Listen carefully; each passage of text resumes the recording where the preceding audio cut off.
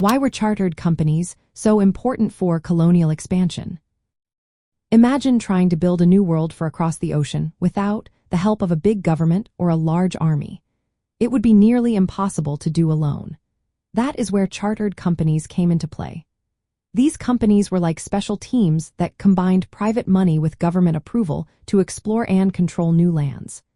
They were granted official licenses, called charters, by their governments, which gave them exclusive rights to trade and govern in certain areas.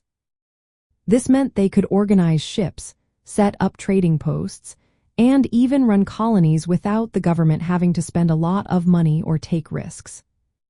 For countries like Sweden, which didn't have the huge resources of England or France, chartered companies were a game changer. The Swedish East India Company, started in 1731, was given a royal charter to trade with Asia. This allowed Sweden to sell goods in India and China, opening up new markets and increasing the country's wealth. The company had special privileges, like monopolies on certain trade routes and goods, which meant they could make more profit and grow faster. They also had the power to negotiate treaties, keep armed ships ready, and manage their own territories, acting almost like a mini-government in distant lands. Another example is the Swedish West India Company, created in the late 1700s. It was given control over Swedish trade in the Caribbean, including the slave trade. The company managed the island of St. Bartholomew, which served as a base for trade and colonial activities.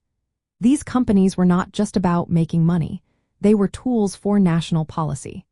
They helped Scandinavian countries extend their reach into global markets and establish colonies.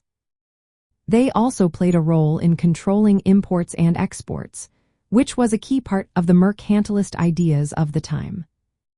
Chartered companies made it possible for smaller nations to compete in the busy world of colonial trade.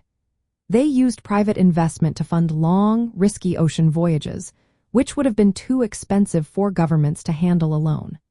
These companies often had the right to negotiate treaties, maintain armed ships, and run their own territories, making them powerful agents of their nations.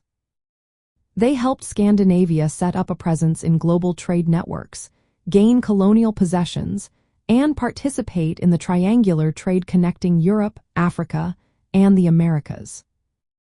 While sometimes these companies clashed with local authorities or other colonial powers, their role was vital in the early modern era. They provided a practical way for Scandinavian countries to project power, gather wealth, and take part in overseas colonization and trade.